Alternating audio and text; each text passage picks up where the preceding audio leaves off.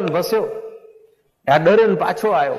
પણ એને તરસ એવી લાગી કે ડર અને એનું ભસવાનું ને હલવાનું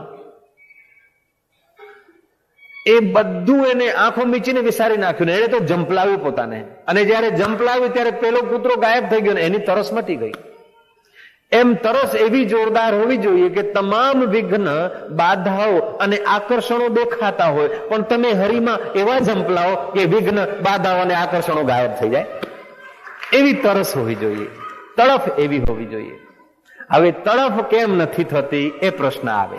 જય શ્રી કૃષ્ણ કહી દો. તડફ કેમ નથી થતી કે તડફ વાળાઓનો સંગ નથી મળતો અને તડફ વાળાઓના સંસ્કાર આપણા જીવનમાં નથી.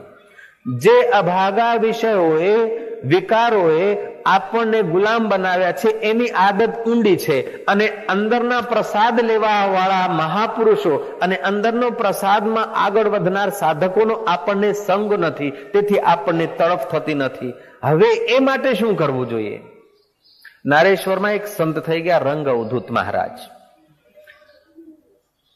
એમને જયારે આત્મશાંતિ પ્રાપ્ત થઈ, અંદરનો પ્રસાદ મળ્યો, પછી કોઈ મારા મિત્ર સંત હતા એમને મળ્યા કે બાપુ હવે તમારી શું ઈચ્છા છે, તમને વધુમાં વધુ શું ગમ્યું? કે અત્યારે પણ મારને જો આટલી ઊંચી પદવીએ જવાનું થયું હોય તો ભક્તો અને સંતોના જીવન ચરિત્ર વાંચવાથી મારા જીવનનો આટલો વિકાસ થયો છે. અત્યારે પણ મને કોઈ સંતનું જીવન દર્શન કોઈ આપે પુસ્તક તો હું વાંચું.